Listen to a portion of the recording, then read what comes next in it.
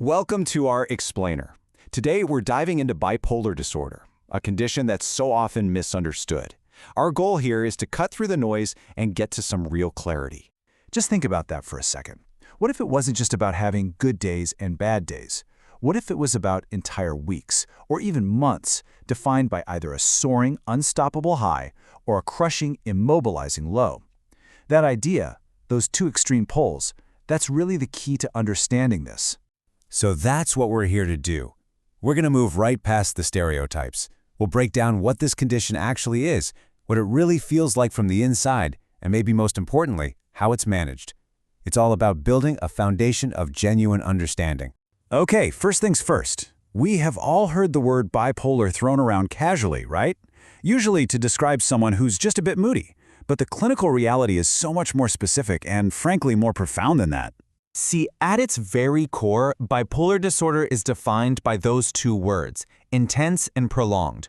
And those words are everything. We are not talking about a mood that shifts over a couple of hours. No, this is a distinct period, sometimes lasting for weeks, even months, that totally changes how a person thinks, feels, and functions. So, the best way to picture this isn't some rapid, flighty back and forth.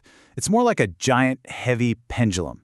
It's a slow, powerful swing from one extreme state, which we call mania, all the way to the other extreme, depression.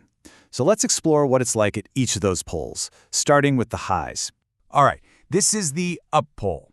And, hearing boundless energy might sound kind of appealing at first, but a full manic episode can be a deeply distressing and sometimes even dangerous experience. From the inside, mania might start off feeling like pure euphoria, a huge rush of creativity and just limitless energy.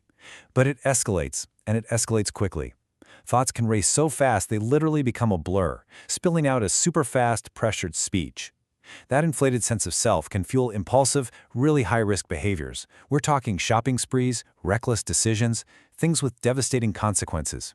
It's a state of complete and total overdrive, and it's just not sustainable. And, of course, what goes up must come down. Eventually, that pendulum swings all the way to the other extreme.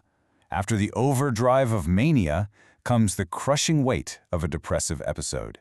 The contrast here couldn't be more stark. This isn't just feeling sad. It's more like a profound, empty void. The energy loss is so total that simply getting out of bed can feel like climbing a mountain. Things that once brought you joy now feel like meaningless chores. And where your thoughts once raced, your mind now feels slow, foggy, and just heavy with guilt or worthlessness. It is the absolute polar opposite. Now, it's really crucial to know that not everyone experiences these poles in the exact same way. Bipolar disorder isn't a one-size-fits-all thing. It actually exists on a spectrum, which is why clinicians recognize a few different types. So let's break this down. For bipolar I, the key feature, the thing required for diagnosis, is at least one full manic episode. For bipolar II, the highs are less severe. It's a state called hypomania, but it's paired with at least one major depressive episode. And then there's cyclothymia, which is a more chronic, long-term cycling between those less severe hypomanic and depressive symptoms. Getting this distinction right is absolutely vital for finding the correct treatment. Okay, I know hearing all of that can feel pretty heavy. But this next part is arguably the most important piece of this whole explainer, because it's about hope, it's about stability, and the path to managing the condition. I really want this to sink in, because this is the single most important takeaway. Despite the intensity we've just talked about, with the right support, people with bipolar disorder lead full, stable, and successful lives. This is not a life sentence of chaos. It's a condition that can be managed. So what does that path look like? Well, it always starts with step one, an accurate diagnosis from a qualified professional. From there, the most effective treatment is usually a combination. Step two, mood-stabilizing medication to help manage the brain chemistry, paired with talk therapy to build powerful coping skills. And just as critical is the third piece, lifestyle support. That means creating routines, especially around sleep, managing stress, and building a solid support system of people who truly get it. This really just gets to the heart of it all, doesn't it? When we move past all the misconceptions and really truly try to understand the reality of this condition, that's when we build that bridge, the one that allows for meaningful empathy and effective support for the people in our lives and in our communities. So I'm going to leave you with this question. We've taken the first step today, which is understanding.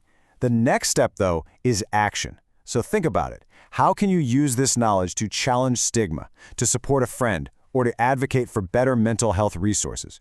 Because building that more supportive world, well, that's the job for all of us. Thanks for joining me.